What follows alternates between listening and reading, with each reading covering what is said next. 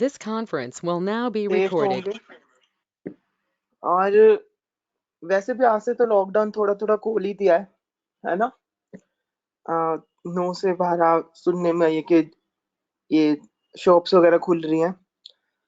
तो आज हम लोग एंटरप्रेन्योरशिप डेवलपमेंट से 5th यूनिट करने वाले हैं। ठीक है, 5th यूनिट आपकी जो है एंटरप्रेन्योरशिप डेवलपमेंट की, वो है इससे रिलेटेड, क्या कहते हैं, quality control and 5S, right.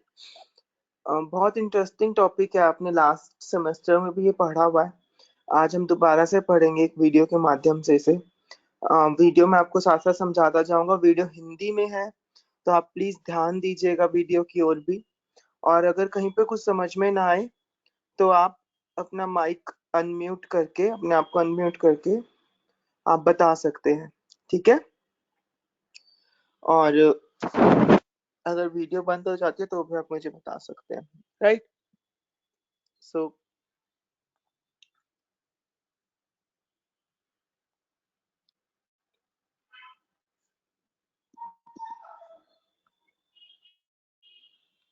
I hope मेरी स्क्रीन सबको दिख रही है। Yes sir.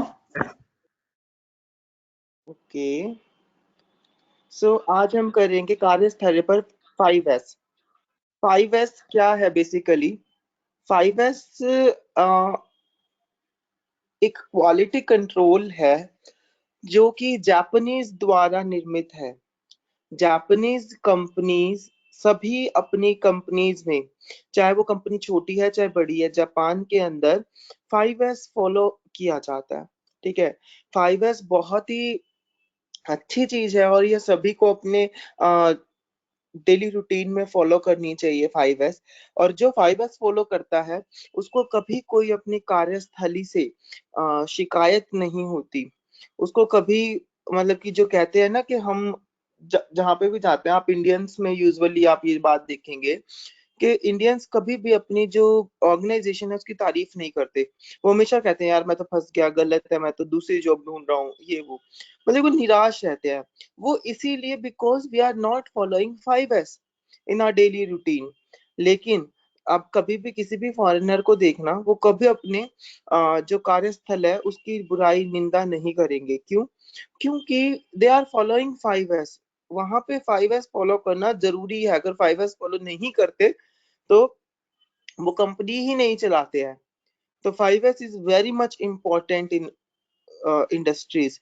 और ये जो है ये जापान द्वारा बनाई गई तकनीक है। जापानी लोग इसे बहुत ज्यादा फॉलो करते हैं, बहुत ज्यादा सीरियसली इसको मानते हैं। तो सबसे पहले हम ये जानते हैं कि कार्यस्थल क्या है। जैसे कि आप यहाँ 4 बिंदुएं देख रहे हैं, कार्यस्थल जहां पर कार्य किया जाता है, जहां पर उत्पादन होता है, जहां पर रचनात्मक कार्य होता है, जहां पर उपयोगिता के महत्व दिया जाता है, वह कार्यस्थली कहलाता है। तथा कार्यस्थली वो स्थान है जहां पर हम दिनचर्या का 50% समय गुजारते हैं। Now question arises, what is 5S? 5S एक सरल विधि है जिसके द्वारा हम 5 आसान स्तर का उपयोग कर कार्यस्थल पर श्रेष्ठता को प्राप्त कर सकते हैं। बेसिकली 5S अगर आप देखेंगे तो 5 S हैं ये, जो कि क्या कहते हैं।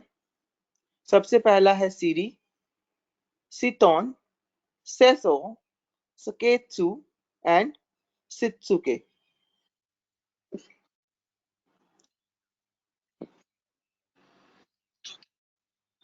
बेसिकली अगर आप ये देखेंगे, सैरी, मेरे साथ साथ बोलिए आप इसे। ये जापानी, चाइनीज और जापानीज टर्म्स हैं जो कि आपको प्रॉपर्ली बोलनी आनी चाहिए, जिनके अंग्रेजी में मतलब ये होते हैं जो कि आपके राइट हैंड साइड दिख शो हो रहे हैं। तो प्लीज रिपीट आफ्टर मी, सैरी। रिपीट आफ्टर सेरी, मी, सेतोन, सेतोन, सेइसो, Seiso. सेकेत्सु, Sketsu. शित्सुके। Shitsuke. राइट, तो सैरी is sorting. Repeat after me. सैरी Seri. sorting. Short. Sorting. Sit-on Seiton. systematic arrangement. Systematic arrangement. Seiso Seiso. cleaning. Cleaning. Seketsu Sketsu. standardization. Standardization. Shitsuke Shitsuke. self-discipline. Self-discipline. तो basically इसका सिद्धांत क्या है? अनुपयोगी चीजों का उन्मूलन, सहकारी प्रयास, कारणों से जुड़ी तक पहुंचना, इंसान दोष रहित नहीं है। ये इसके कैरेक्टरिस्टिक्स थे। बेसिकली अनुपयोग चीजों का उन्मूलन, सहकारी प्रयास, इंसान दोष नहीं है, कारणों से जुड़ तक पहुंचना। कार्य व्यवस्था में सुधार करना इसका उद्देश्य है। कार्य व्यवस्था के लिए सभी व्यक्तियों को जिम्मेदार बनाना इसका उद्देश्य है। सरल तरीकों से समझाना इसका उद्देश्य है। समय स्थान बचाते हुए उत्पादकता में सुधार लाना इसका उद्देश्य है। और आत्म अनुशासन इसका उद्देश्य है। हमें 5 Rs की जरूरत क्यों है? किस लिए हम 5 Rs को फॉलो करते हैं?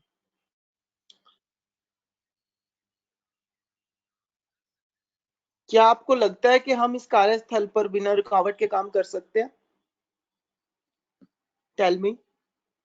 No sir. नहीं कर सकते। क्यों नहीं कर सकते? सर ये सिस्टमैटिक ऑर्डर में नहीं रख रखी चीजें। सिस्टमैटिक ऑर्डर में चीजें नहीं है। कोई कुछ कहीं पे पड़ा है, कुछ कहीं पे पड़ा है, तो ऐसी जगह पे हम काम नहीं कर सकते। अब आइए देखते हैं कि ऐसी जगह पे कैसे आपकी कार्य कुशलता को प्रभावित किया जा सकता है।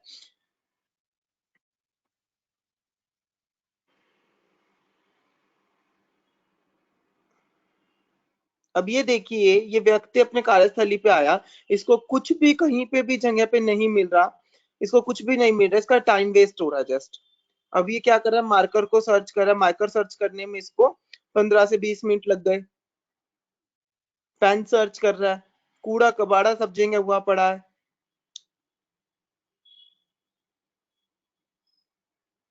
Now he find marker.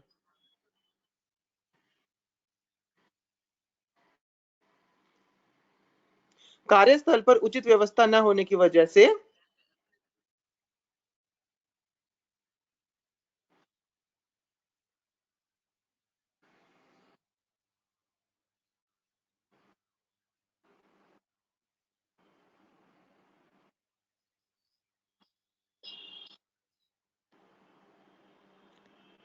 कार्यस्थल पर उचित व्यवस्था न होने की वजह से उपकरण, सामग्री, कागज, दस्तावेज की तलाश में समय की बर्बादी होती है।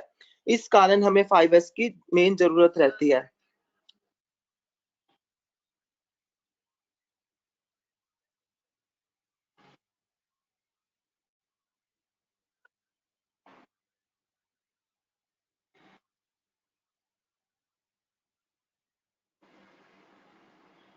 पहला ऐसा हमारा सोर्टिंग, छटाई। आवश्यक और आवश्यक वस्तुओं के बीच छटाई करना और अनावश्यक वस्तुओं को खत्म कर देना हमारा पहला एस है। सैरी, सैरी है संसाधनों के प्रभावी उपयोगों पर केंद्रित। लक्ष्य है इसका पैसा, समय, सामग्री, संपत्ति और जगह, इन सब का सही उपयोग करना हमारा 5S है। फर्स्ट एस है। सैरी का लक्ष्य क्या है?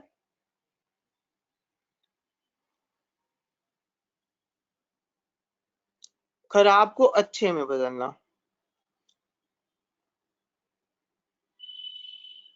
पहले खराब था, अब देखिए अब ये अच्छे से व्यवस्थित कर दिया।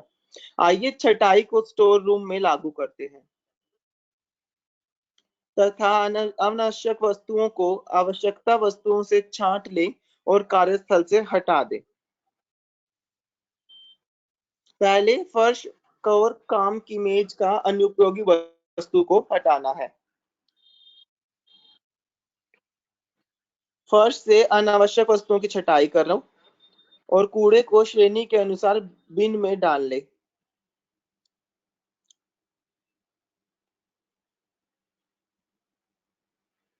सारा कूड़ा आप डस्टबिन में डालें, अपने पहले फर्श से और फिर वर्किंग टेबल से, जो हमें पहला सिखा था। फिर आप अपनी उपयोगी वस्तु में से अनुपयोगी और खराब वस्तुएं की छटाई करें। वस्तुओं को अलग करके रखें।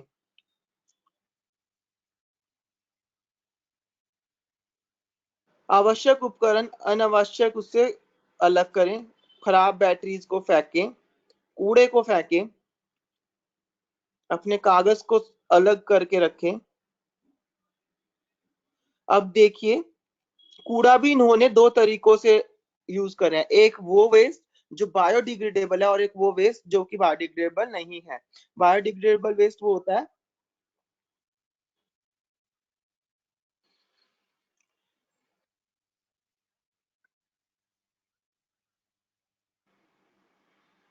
डिस्पोजेबल एरिया में हमें सारी वस्तुएं अपनी रखनी चाहिए और नोटिस बोर्ड से भी सारी पुरानी सूचनाओं को हटा देना चाहिए। हम ये इंडस्ट्री के अकॉर्डिंग 5S लागू कर रहे हैं कि इंडस्ट्री में 5S को कैसे लागू करना चाहिए। सारा रिकॉर्ड मेंटेन हो। आइए छटाई को असेंबली में कैसे लागू करते हैं। असेंबली वो होती है जहां पे हमारे उपकरण और इन सब की काम कार्य स्थल कार्य होता है।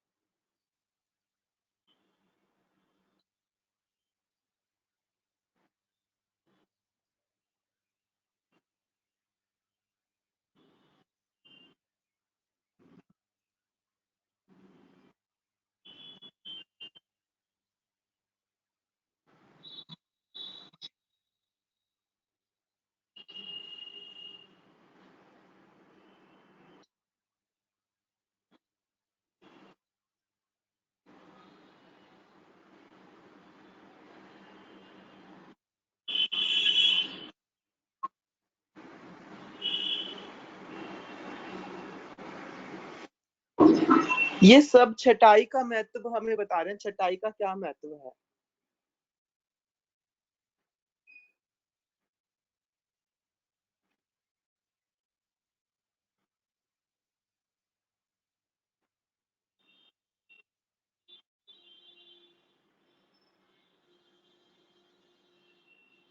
अब ये कुछ टैगिंग्स होती हैं अलग अलग कंपनी के हिसाब से। वैसे टैगिंग स्टैंडर्ड होती है। तो जिन कंपनी जिन जिन उपकरणों का हमें नहीं पता चल रहा, जैसे फॉर एग्जांपल आपके बीकानेर वाला में 4 सेक्शन है। अब चारों सेक्शन में अपने अपने कुछ उपकरण है। अगर सेक्शन के उपकरण इधर उधर हो जाए और आपको ये नहीं पता चल रहा कि इस उपकरण का मैं क्या करूं, तो उसको हमें ऐसे टैग लगा के रख देना चाहिए। क्योंकि छटाई होना बहुत जरूरी है। अगर छटाई नहीं होगी तो हम नहीं कर पाएंगे। तो जैसे कि इसने टैग किया, रेड टैग क्या होता है। रेड टैग वो टैग होता है जिसपे हमें नहीं पता होता ये वस्तु लावारिस है, हमें नहीं पता इसका क्या है। तो आप रेड टैग लगा के उस पर डेट और आईडी वगैरह डाल के अपना नाम डाल के और ये सब मेंशन करके रख देते हैं।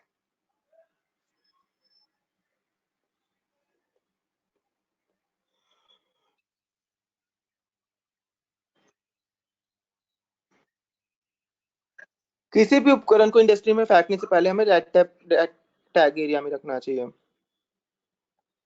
छटाई का महत्व आप देख पा रहे हैं कि छटाई का महत्व बहुत है। सभी वस्तुओं को उनकी श्रेणी के अनुसार छटाई करनी चाहिए, जैसे कि अब इन्होंने कर दी। टूटे हुए उपकरण ब्लैक बॉक्स में हमेशा फेंके जाने चाहिए।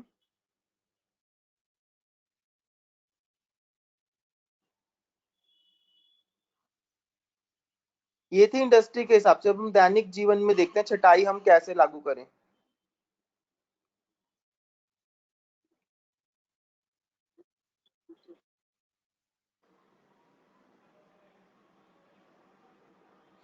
अब गाड़ी के कागज मांगे तो हम गाड़ी के कागज व्यवस्थित नहीं रखेंगे।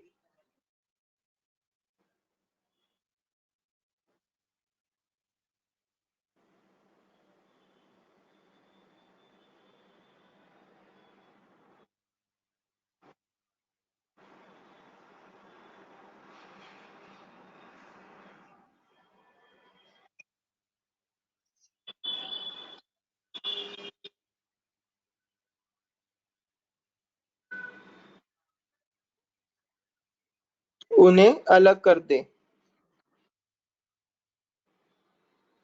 अब हम छटाई का कंक्लूजन देखते हैं। आवश्यक और अनावश्यक वस्तुओं के बीच छटाई, कम काम आने वाली वस्तुओं की छटाई तथा उनके लिए अलग जगह बनाना, आवश्यक वस्तुओं की मात्रा सुनिश्चित करनी है, अनजान वस्तुओं के लिए रेड टैग क्षेत्र का उपयोग करना, उपकरणों को फेंकते समय सावधानी बरतनी चाहिए, पुराने कागजों के रिकॉर्ड बनाए रखने चाहिए। मैंने छटाई को सीख लिया है। सुव्यवस्था, सिस्टमैटिक अरेंजमेंट, हर किसी के लिए आसान स्टोरेज और लेआउट तैयार करने जिससे कि सभी को ढूंढने में आसानी रह सके। अब हम सेकंड एस की बात कर रहे हैं, दैट इज सुव्यवस्था। इसका लक्ष्य क्या है? सतहों का अभी वस्तु के लिए जगह और सब कुछ अपनी जगह पर रखना, आवश्यक वस्तुओं को आसान पहुंचाना, जो कि हम कहते हैं ना लीफो फीफो, ये सब इसी के अंदर आते हैं, सहितों के अंदर। सही तो है जैसे कि जो खराब वस्तुएं हैं और जितनी भी चीजें हैं उनको सब जगह पे रखना। इसका लक्ष्य क्या है?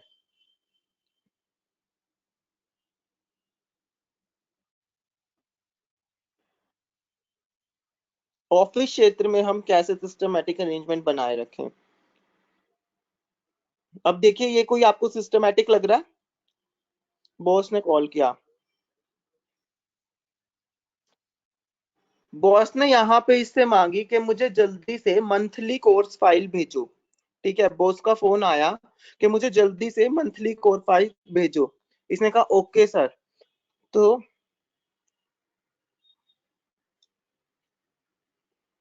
अब ये क्या कर रहा है? यहाँ पे क्या सिस्टमैटिक अरेंजमेंट देखने को मिल रहा है आपको?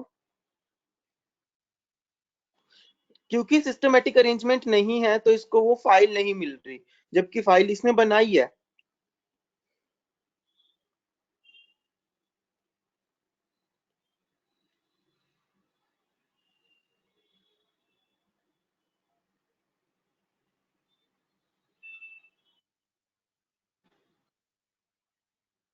बॉस कह रहा है 30 से 40 मिनट हो गए, आपने अब तक फाइल नहीं भेजी। ये कह रहा है मैं 5 मिनट में ढूंढ के भेजता हूँ। दोबारा ढूंढ रहा है, इसको दोबारा से 30 मिनट हो गए ढूंढते हुए।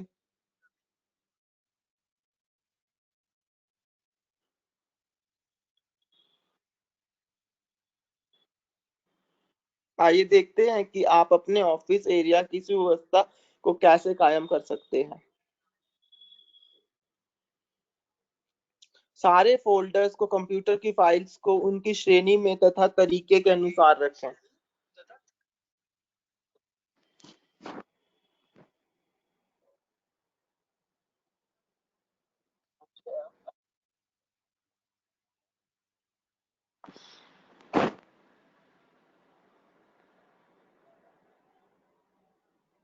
इसने क्या किया? सारी चीजों की जगह व्यवस्थित कर दी, हर एक वस्तु के लिए एक जगह निर्धारित करें।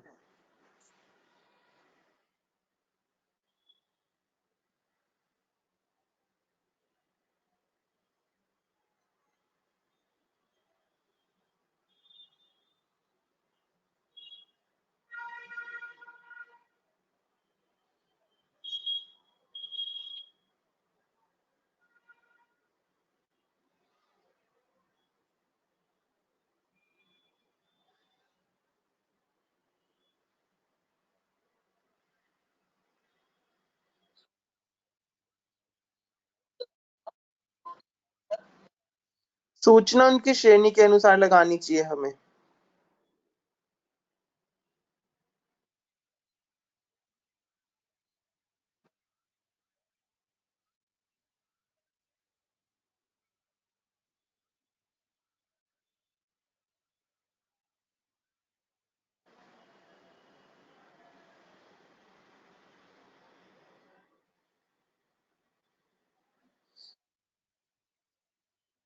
असेंबली क्षेत्र में हम किस तरीके से सिस्टमैटिक अरेंजमेंट कर सकते हैं?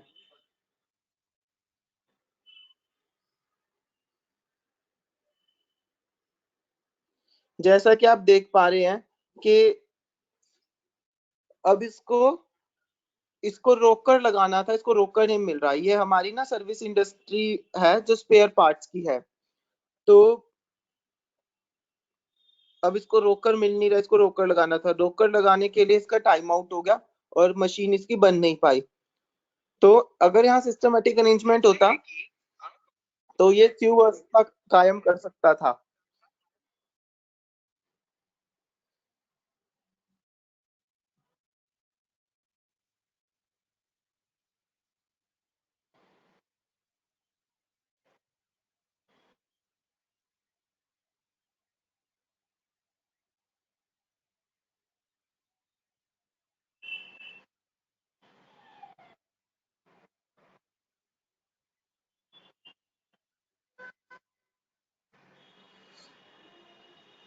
अब ये क्या कर रहा है, सिस्टमैटिक अरेंजमेंट कर रहा है अपने इक्विपमेंट्स के लिए।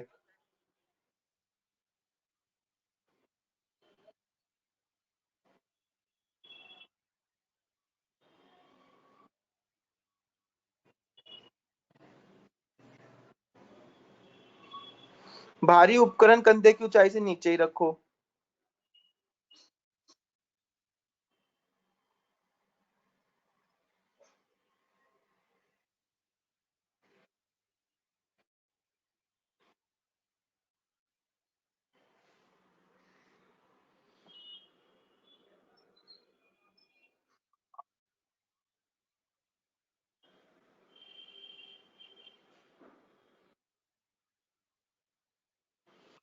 प्रत्येक वस्तु को अर्थपूर्ण नाम और संख्या होनी चाहिए। ये कंक्लूजन है इसका।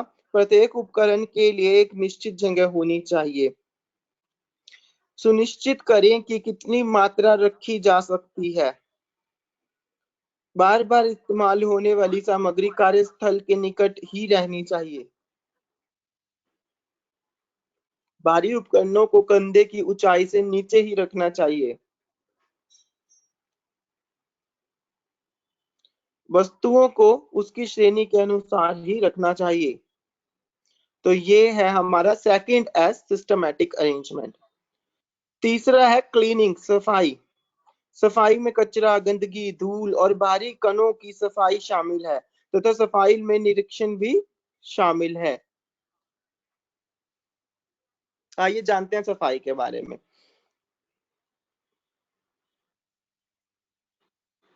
स्वच्छ वातावरण, क्लीन इन्वायरमेंट बनाना इसका लक्ष्य है।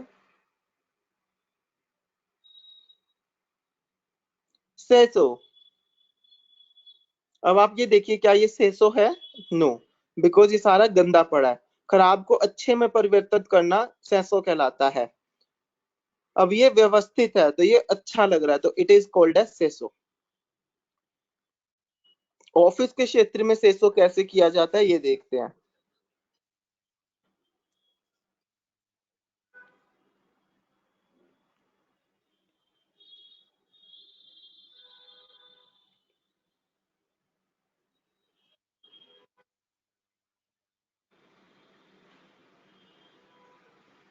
इसका कंप्यूटर नहीं चल रहा। कूड़ेदान में आग लग गई। सिलेंडर खाली है।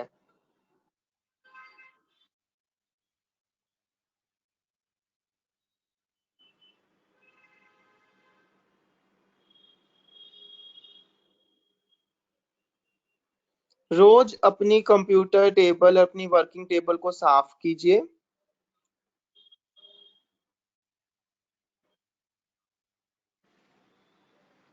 और उनको चेक करें। एक चेकलिस्ट बनाएं और उस चेकलिस्ट पर आप अपना लिखें प्रॉपर।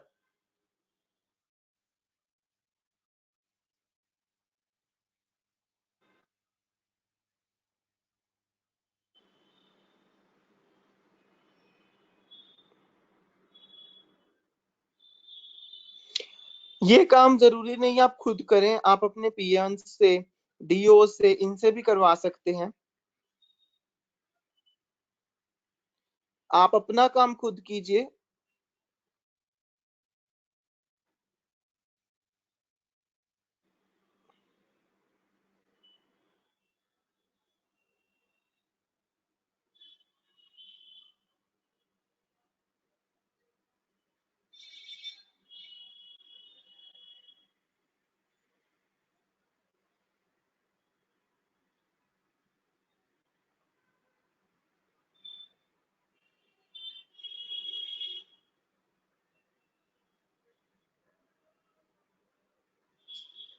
अब हम अपने वर्किंग एरिया, जो हमारा इंडस्ट्री का असेंबली एरिया होता है, वहां देखते हैं।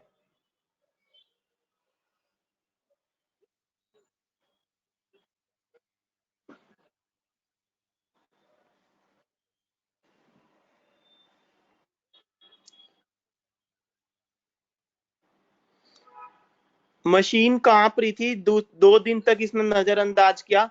तीसरे दिन मशीन पूरी हिलने लग गई और उसमें आग लग गई और सारे उसके पार्ट्स निकल गए।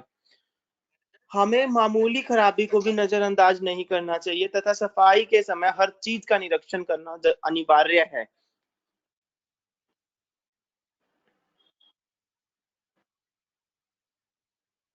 सारे वेल्डिंग जोड़ का निरीक्षण करें और कोई गड़बड़ी हो तो चेक लिस्ट में लिखें।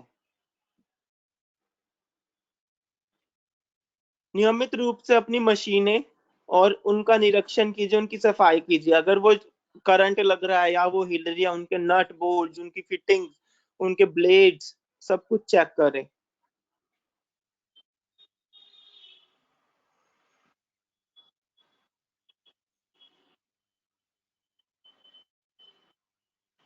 लीकेज चेक करें मशीनरीज की।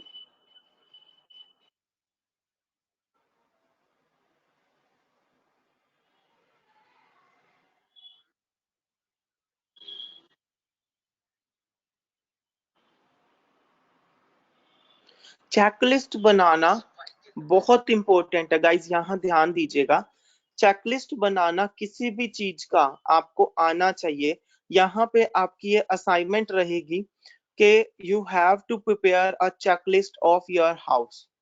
आपको अपने घर की चेकलिस्ट बनानी है फिलहाल, क्योंकि अभी हम इंडस्ट्री में नहीं, इंडस्ट्री में होते तो मैं आपको इंडस्ट्री के सेक्शंस की देता। चेकलिस्ट बनानी है। अब चेकलिस्ट क्या होती है? चेकलिस्ट बेसिकली वो सूची, वो लिस्ट होती है जिसमें हम एक एक चीज को, एक एक उपकरण को और एक एक चीज को बारीकी से जांच के उसको लिखते हैं। जैसे कि फॉर एग्जांपल, अगर आप एक कमरे में एंटर करते हैं तो कमरे की चेकलिस्ट उस कमरे के दरवाजे के हैंडल से शुरू हो जाती है। कमरे के दरवाजे का हैंडल प्रॉपरली काम कर रहा है, नहीं कर रहा, कुंडी प्रॉपरली काम कर रही है, नहीं कर रही। अगर उसमें ग्रीस की जरूरत है तो वहां पे, जैसे आप सारे पहले सारी चीजों के नाम लिखिए, डोर हैंडल्स एंड ऑल। तो आपने लिखा door handle, door handle properly working, not properly working. दो आप ऐसे कॉलम बनाएंगे। प्रॉपरली वर्किंग में, अगर प्रॉपरली वर्किंग है तो वहां टिक कर देंगे, अगर नॉट प्रॉपरली वर्किंग है तो वहां पे आप लिख देंगे कि क्या चीज की जरूरत है, भाई ग्रीस की जरूरत है। तो इस तरीके से हम चेकलिस्ट बनाते हैं। तो चेकलिस्ट हर एक चीज की बनानी है। तो इट इज योर असाइनमेंट, जो कि आज आप मुझे गूगल क्लासरूम में अपलोड करेंगे ये असाइनमेंट। ठीक है, लास्ट वाली असाइनमेंट भी ने अपलोड करी आप लोगों ने, जो मैंने आपको दी थी। लास्ट असाइनमेंट मैंने आपको कन्वीनियंस फूड मेकर की दी थी कि आपको एयरलाइंस के ऊपर लिख के और गूगल क्लासरूम में अपलोड करना है। तो वो भी आपने नहीं लिखी। एक असाइनमेंट मैं आपको आज दे रहा हूँ, चेकलिस्ट बनानी है आपको। कोई भी एक एरिया की पकड़ के आपको चेकलिस्ट बना के गूगल क्लासरूम पे अपलोड करनी है। गाइस, अगर आप ये असाइनमेंट, मैं तो डेली लिखता, मैंने इस डेट को ये असाइनमेंट दी, अगर आप लोग ये असाइनमेंट अपलोड नहीं करेंगे तो definitely that will effect your internal marks. तो उस टाइम पे आप मुझे मत कहना कि सर आपने नंबर क्यों कम लगाए। अगर आप अपने असाइनमेंट्स टाइमली सबमिट नहीं करेंगे तो that that will definitely affect your internal marks, right. तो आज की आपकी असाइनमेंट है चेकलिस्ट बनाना।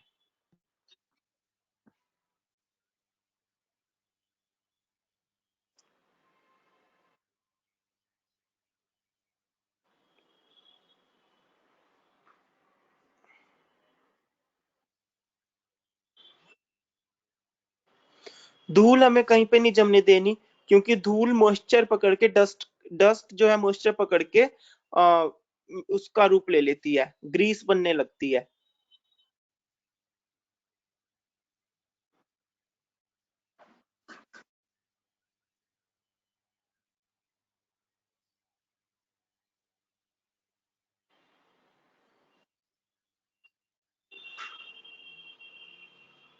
धूल को हमें कभी भी जमा नहीं होने देना चाहिए। Now conclusion of cleaning. अपने कार्य क्षेत्र की सफाई के लिए हर रोज 5 मिनट समर्पित जरूर करें। सफाई करते समय वस्तुओं का निरीक्षण करें। सफाई करते समय ढीले बोल्ट, रिसाव और शोर का निरीक्षण करना चाहिए। मामूली खराबी को नजरअंदाज नहीं करना चाहिए। खराबी की चेकलिस्ट में लिखना और चेकलिस्ट बनाना, उसका रिकॉर्ड बनाना जरूरी है। समस्याओं के मूल कारण को पहचानना जाना चाहिए। तो ये है सफाई। तो अभी हमने यहाँ पे 3 चीजें सीखी। सबसे पहला, हमने क्या क्या सीख लिया अभी तक? Please tell me.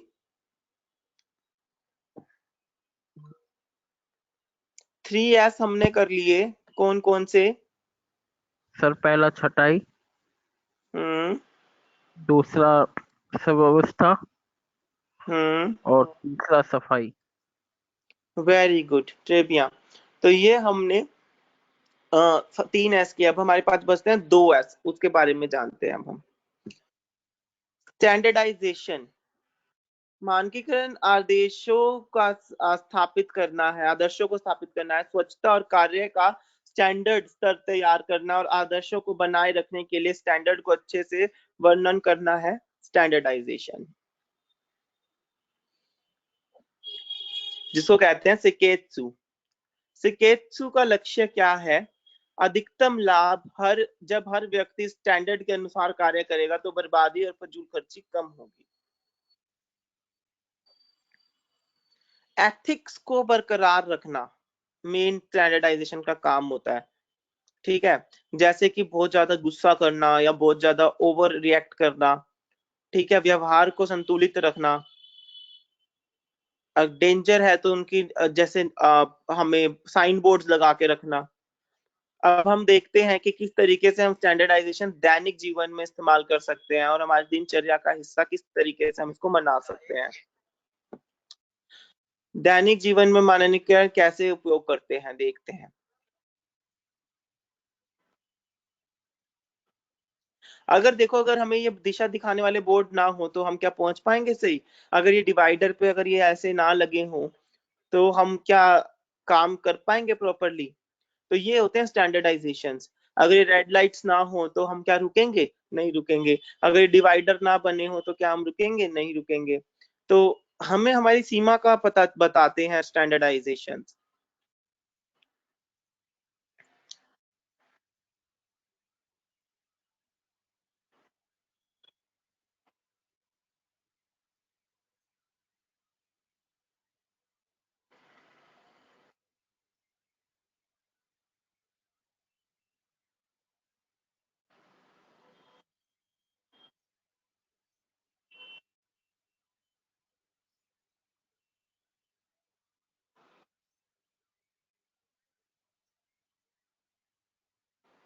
अब इसको ये नहीं पता कि मशीन बंद करने का बटन कौन सा है, तो अब ये सारे बटन ऑन ऑफ करके देख रहा है।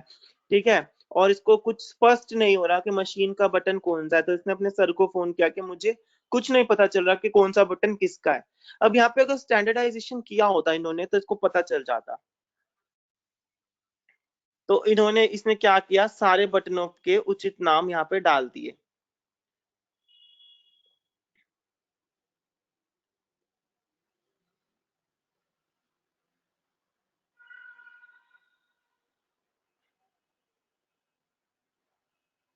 अब इसको प्लास नहीं मिल रहा।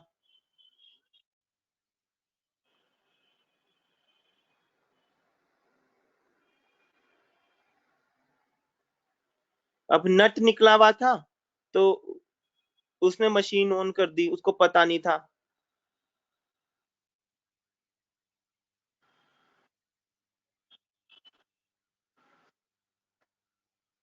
तो प्रॉपर साइन बोर्ड्स का होना बहुत जरूरी है। अगर प्रॉपर साइन बोर्ड्स नहीं है तो हमारा जो है काम सही नहीं बनता। Proper sign boards, sign language का होना बहुत जरूरी है। जैसे कि फॉर एग्जांपल, अगर आपके कार्यस्थली पे जैसे बीकानेर वाले पोछा लगा रहे होते हैं तो उन्हें वहां पे ना डेंजर उसका, क्वेश्चंस का या स्लिपरी एरिया का साइन बोर्ड रखना चाहिए, ये बहुत जरूरी है। अगर वहां पे वो स्लिपरी एरिया का साइन बोर्ड रख देंगे तो इससे आने जाने वालों को पता चल जाएगा कि यहाँ पे सरफ का पानी उन्होंने गिराया हुआ है, वहां पे सफाई चल रही है ना। तो इस तरीके से साइन बोर्ड का लगाना बहुत जरूरी है। नहीं तो तुमने देखा होगा कि ऑलमोस्ट लोग क्या होते हैं, जैसे बीकानेर वाला अभी हमारी इंडस्ट्री में ये साइन बोर्ड्स नहीं यूज कर रहे, तो उससे क्या होता है, उससे हम रिपट जाते हैं, गिर जाते हैं, फिसल जाते हैं, क्योंकि हमें नहीं पता वहां पे क्या कार्य हो रहा है। तो साइन बोर्ड्स का होना इतना इम्पोर्टेंट है हमारी इंडस्ट्री में, ठीक है ना। और भाई डेंजर एरिया है या कोई मशीन अंडर रिपेयरेंस है तो उसको वहां पे पूरा साइन बोर्ड लगा के रखने चाहिए।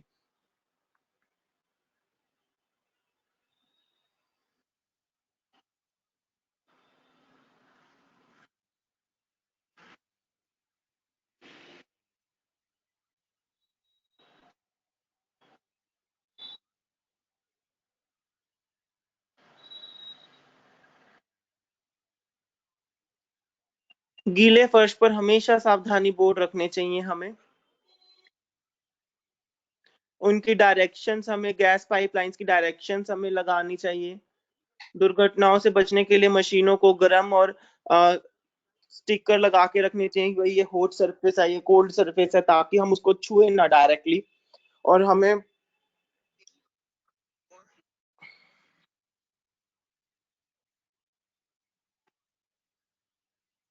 लेबल अगर प्रॉपर होंगे सब चीजों पे तो पता रहेगा।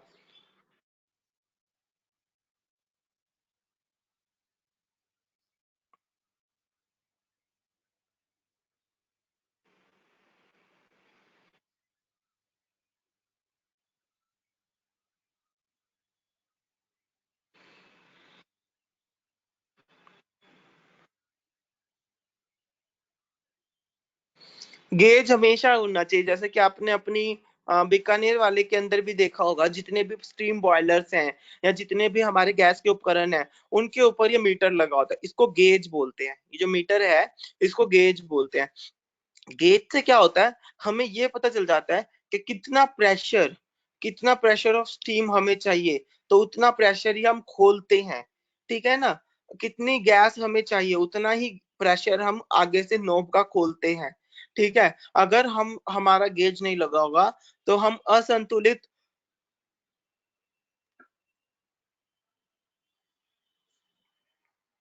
Hello, I guess I am audible.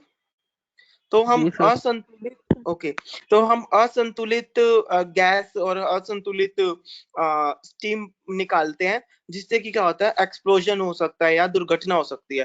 तो इस उपकरण को गेज कहते हैं। अब इसका कंक्लूजन देखते हैं। हर चीज स्पष्ट होनी चाहिए जिससे हर व्यक्ति समझ सके। सामान्य मानकीकरण बनाए तो हर व्यक्ति एक ही निर्देश का पालन कर सकता है। रंग कोड, फ्लो डायरेक्शन और साइन बोर्ड का उपयोग करना अनिवार्य है। धन और दृश्य प्रबंधन में सुधार लाए, रख रखवाली वाली मशीनों के लिए साइन बोर्ड्स का उपयोग करना जरूरी है। मानकीकरण में कमजोरी की पहचान करें और उन पर चर्चा अवश्य करें। तो ये है मानकीकरण। तो ये 4 हमने अभी तक एस किए, ठीक है। अब हम आते हैं लास्ट एस पे अपने। आत्म अनुशासन है सेल्फ डिसिप्लिन। हर व्यक्ति को नियमों का पालन करना तथा उसमें उसे आदत बना लेना। नियमों का पालन बहुत जरूरी है, अनुशासन बहुत जरूरी है। देखिए, अगर अनुशासन नहीं होगा तो हमारे जितने भी पहले वाले एस है ना, वो सब खत्म है, वो हम कर ही नहीं पाएंगे। इसीलिए आप कभी भी देखेगा इंडस्ट्री में टाइम जो है वो बहुत जरूरी है। टाइम फॉलो करना, टाइम मैनेजमेंट करना, ठीक है ना, वो हमें अनुशासित रखता है। भाई 6 बजे आना है, 6 बजे आपकी ड्यूटी टाइम है, तो 6 बजे आपको रिपोर्ट करना है, सॉरी। तो ये सब बहुत जरूरी है, अनुशासित रहना। अनुशासन किसी भी इंडस्ट्री में, किसी भी इंडस्ट्री का पार्ट है, और ये बहुत जरूरी है फॉलो करना, क्योंकि इसी से ही हम जो पहले हमने 4 एस पढ़े हैं उन्हीं को हम फॉलो कर पाएंगे। अगर हम अनुशासित नहीं, हम डिसिप्लिन नहीं है, तो हम उन्हें फॉलो नहीं कर पाएंगे। आइए जानते हैं आत्म अनुशासन के बारे में। आत्म अनुशासन का मतलब होता है खुद का एकाकी व्यक्ति का अनुशासन, जो हम खुद से अपने अंदर ढालते हैं, अपनी स्वेच्छा से हम अपने अंदर डालते हैं, वो कहलाता है आत्म अनुशासन। एक होता है खाली अनुशासन, वो होता है जो कि हमें धक्के से करवाया जाता है, फोर्सली। भाई हमने रूल बना दिया, ये आपको फॉलो करना पड़ेगा, जैसे कि सरकार कर रही है आजकल, भाई ये रूल है, इसको फॉलो करना पड़ेगा। अगर अगर हमारे अंदर आत्म अनुशासन होता ना, तो सरकार को नियम बनाने की जरूरत ना पड़ती, हम खुद से ही अनुशासित रहते, हम खुद से ही सोशल डिस्टेंसेस करते, हम खुद से ही मास्क लगाते, हम खुद से ही बाहर ना निकलते। लेकिन अभी हम फोर्स में कर रहे हैं। अनुशासित तो है बट फोर्स में है। तो आत्म अनुशासन और अनुशासन में ये फर्क होता है। इसका लक्ष्य क्या है? 5S और सुधार की प्रक्रिया को आदत बनाए रखना और उसको अभ्यास में करते रहना, ये इसका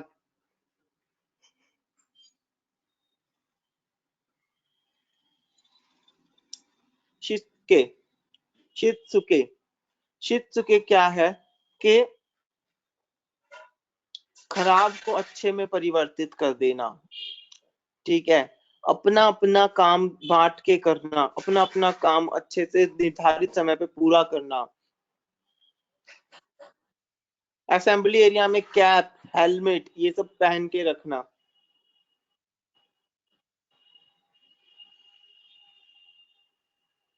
मतलब कि जो आपके सेफ्टी गियर्स हैं,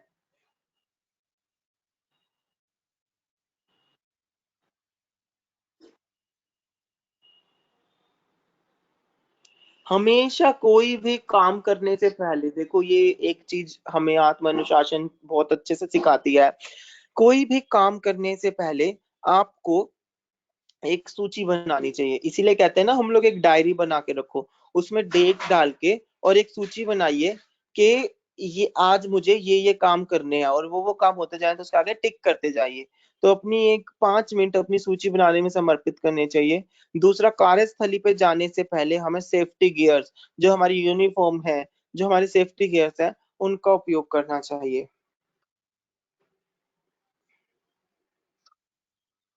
जैसे अब ये अपनी कार्य सूची बना रहा है,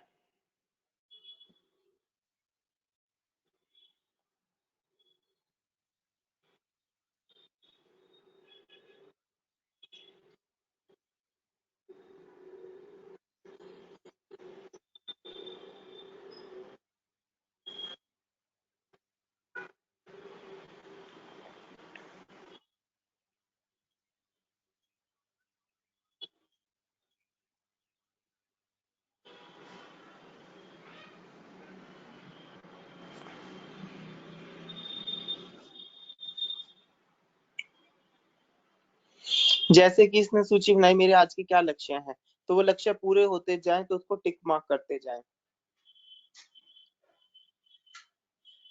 दिन की समाप्ति पर आपने ये देखना आपका कौन कौन सा लक्ष्य हुआ है, कौन कौन सा लक्ष्य नहीं हुआ। ठीक है, हर व्यक्ति को दैनिक आधार पर अपने विभाग के 5S चार्ट का कायम रखना होना चाहिए। ठीक है, सैरी की, सहितौन किया, सेसो किया, सकेत्सु किया और सुचुके किया। अगर ये आपने किया फॉलो तो उसको करें। अब इसका सारांश क्या? हर व्यक्ति को रोजाना अपने विभाग के 5S चार्ट को बनाए रखना चाहिए। 5 मिनट उसके लिए समर्पित अवश्य करें। मानकीकरण के अभ्यास करें तथा उसे दोहराएं और उसकी आदत डालें। बॉस परिवर्तन एक 5S दृष्टिकोण नहीं है। नियमित परीक्षण और उच्च स्तर के लिए एक लक्ष्य होना चाहिए। हर कोई शामिल होना चाहिए कार्य के अंदर। घर में सभी 5S लागू करना चाहिए। तो ये है हमारे 5S।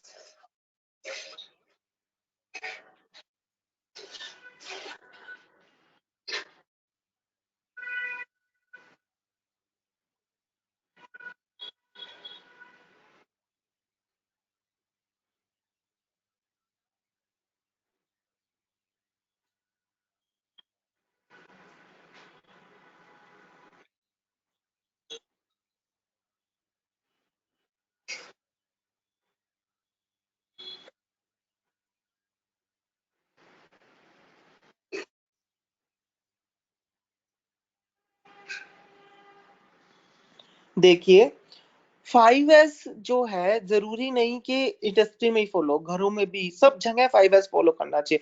5S हमें एक बॉस को छोड़ के और हमें लीडरशिप क्वालिटी देता है। ठीक है, 5S बॉस के लिए नहीं है, 5S लीडर के लिए है।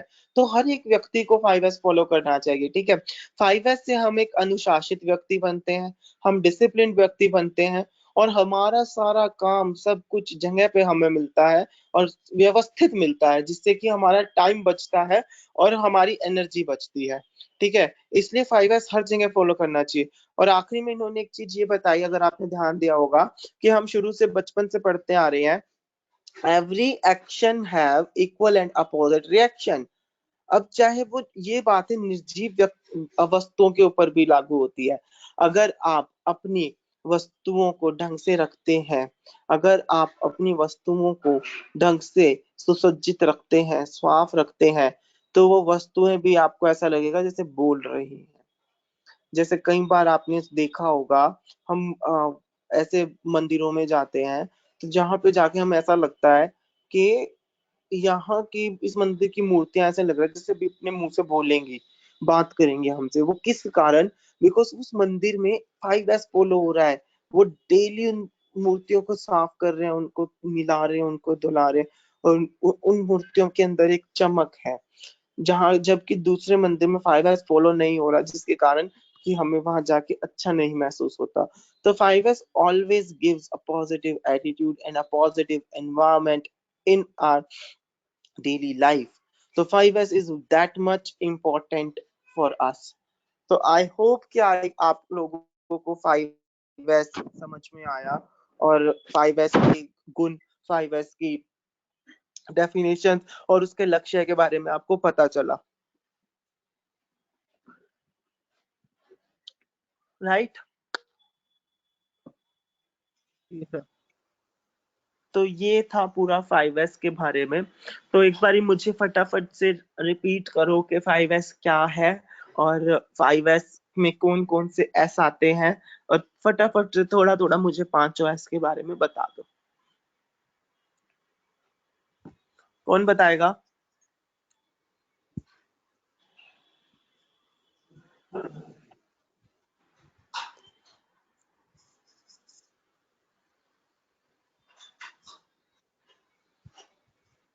सर पहला तो छटाई है।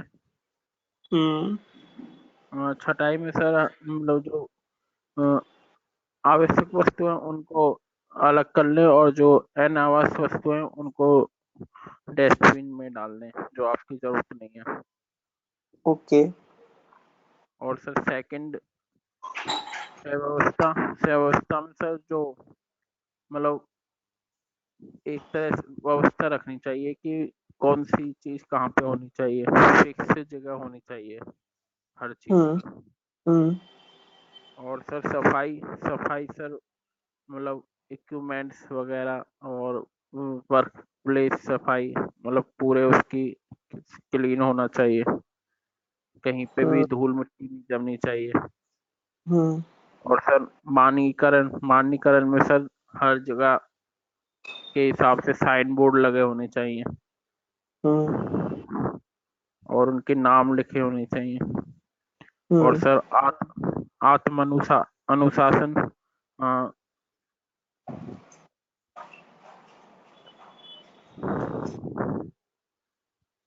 सर ये आप बता दो एक बार, मैं दिमाग से निकल गया है मेरे। आत्मानुशासन, देखो, आत्मानुशासन में हमें क्या करना है, जो पहले 4 है उनका डेली फॉलो हो रहा है या नहीं हो रहा, सबसे पहले तो ये देखें। दूसरा, आपको खुद से अनुशासित रहना है, मतलब कि आपको यूनिफॉर्म डेली पहननी है, जो नियम बनाए गए हैं उन नियमों का पालन करना है। ठीक है, आपको अपने सेफ्टी गियर्स पहन के रखने हैं, साइन बोर्ड प्रॉपर्ली लगा के रखने हैं सब जगह पे। ठीक है, ये सब अनुशासन के अंदर आता है। और आपको डेली के 5 मिनट निकालने हैं, जिसमें कि आप अपनी सूची बनाते हैं कार्य की। भाई आज पूरे दिन के मेरे ये कार्य हैं, और दिन के आखिर में आप ये देखते हैं कि आपने कौन कौन से कार्य पूरे करे और कौन कौन से कार्य अधूरे आपके रह गए, जो कि आप अगले दिन पूरे करेंगे। तो इस तरीके से आप अनुशासित रह सकते हैं। ठीक है ना? जी सर। ओके अच्छा, सर। एक चीज मैं आपको बताता हूँ दिनेश, जैसे आपने भी बताया, अभी आपने हिंदी में नाम बताया।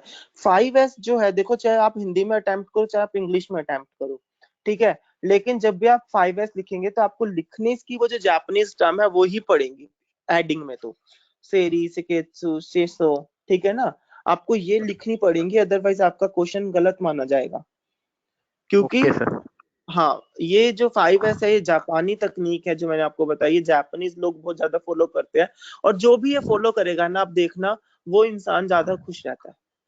जो 5S अपने जीवन में फॉलो करता है वो इंसान खुश ज्यादा रहता है, उनके कंपैरिजन में जो 5S फॉलो नहीं कर रहे। आप कभी भी देखना, आप इवन तो अगर आज से ही अपना 5S फॉलो करना शुरू करते हो ना, तो आप अपने अंदर चेंज महसूस करोगे। आप घरों के अंदर अपने 5S फॉलो करना शुरू करो, आप अपने अंदर चेंज महसूस करोगे डेफिनेटली। तो 5S एक बहुत शक्तिशाली, प्रभावशाली टूल सिद्ध हुआ है इंडस्ट्री के लिए और लोगों के लिए, एक पॉजिटिव एटीट्यूड देने में। ठीक है, तो this is all about 5S। I hope कि आपको 5S समझ में आया होगा, और कोई भी क्वेश्चन क्यूरी 5S से रिलेटेड है तो आप मेरे से पूछ सकते हैं। दूसरा, मैं दोबारा से रिपीट कर रहा हूँ कि आपको आज दिन के आखिरी तक 5 बजे तक आपको 5S लिख के, 5S कह रहा हूँ, एक चेकलिस्ट बना के अपने घर, अपने कोई भी एरिया की एक छोटी सी चेकलिस्ट बना के गूगल क्लासरूम पे अपलोड करनी है। ठीक है, चेकलिस्ट मैंने जैसे आपको बताई, चेकलिस्ट मैंने आपको बताई थी। चेकलिस्ट वो सूची होती है जिसमें हम एक, जैसे आपने एक पर्टिकुलर एरिया लिया, जैसे फॉर एग्जांपल आपने अपने घर का ड्राइंग रूम लिया, तो ड्राइंग रूम का आपको गेट से लेके, गेट के हैंडल, कुंडी, जो उसके लॉक्स हैं, उन सब की जांच लिखनी होती है चेकलिस्ट के अंदर। आपको एरिया की साफ सफाई लिखनी होती है, जैसे जो जैसे फॉर एग्जांपल कमरे में घुसे, तो कमरे में घुसते ही सबसे पहले हैंडल, हैंडल प्रॉपर्ली काम कर रहा है या नहीं कर रहा। तो सबसे पहले आप क्या करेंगे, एक ऊपर लिखेंगे चेकलिस्ट ऑफ लिविंग रूम, जैसे आप ड्राइंग रूम की कर रहे हैं तो ड्राइंग रूम, लिविंग रूम जिसे हम बोलते हैं। तो आपने सीरियल नंबर डाला, सीरियल नंबर के बाद आपने एक एक चीज लिख दी, भाई door handle, door lock, door condition, ठीक है। उसके बाद आपने चौखट के बारे में लिखा, चौखट के अंदर दीमक वगैरह तो नहीं है, ये सब चौखट लिख दिया। फिर आपने अंदर घुसे, आपने फर्श को देखा, फर्श के अंदर कोई ब्रेकेज है या नहीं है, ये सब।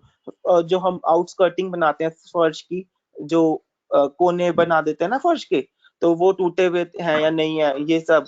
ठीक है, टाइल्स लगी है तो टाइल्स की क्लीनिंग, टाइल्स के अंदर ब्रेकेज है या नहीं है, आपके जाले तो नहीं लगे हुए, सफेदी तो कहीं से नहीं चढ़ रही, चिपेज तो कहीं नहीं आई हुई, लीकेज तो कहीं नहीं है, और स्विच बोर्ड्स आपके ड्राइंग रूम के वर्किंग है नहीं है, जले हुए हैं कैसे हैं। तो ये सब लिखेंगे, और आपको फिर क्या करना है, उनकी कंडीशन लिखनी है दूसरी साइड, जैसे सीरियल नंबर, फिर आपने नेम लिख दिया इन सब का, और इन नेम के बाद आपको लिखना है मतलब कि ठीक है या नहीं ठीक है। अगर ठीक है तो उसके ऊपर टिक कर दीजिए, उसके आगे, नाम के आगे। नहीं ठीक है तो उसमें क्या ठीक करना है वो लिख दीजिए। ठीक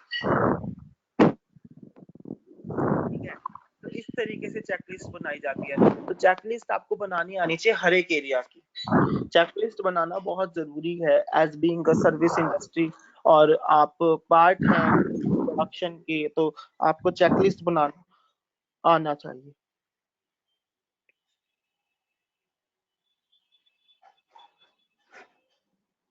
ठीक है, कर लोगे, चेकलिस्ट बना लोगे? Yes sir. ओके, कोई भी एक एरिया पकड़ लो अपने घर का, चाहे छोटा है चाहे बड़ा है, कैसा भी है। आप एक बाथरूम पकड़ रहे हैं तो बाथरूम पकड़ लीजिए, आप एक ड्राइंग रूम, या कोई, अगर आप एज्यूम करना चाहते हैं कुछ, जैसे अगर आप अपना किचन का कोई सेक्शन एज्यूम करना चाहते हैं तो आप वो भी कर सकते हैं। ठीक है, आप अपने किचन का सेक्शन एज्यूम करके और उसकी चेकलिस्ट बना दीजिए, कि जैसे आपने किचन में काम तो किया ही है, तो आपको पता है किचन में क्या क्या होता है, मशीनरीज वगैरह, उन सब की चेकलिस्ट ये सब लिख दीजिए।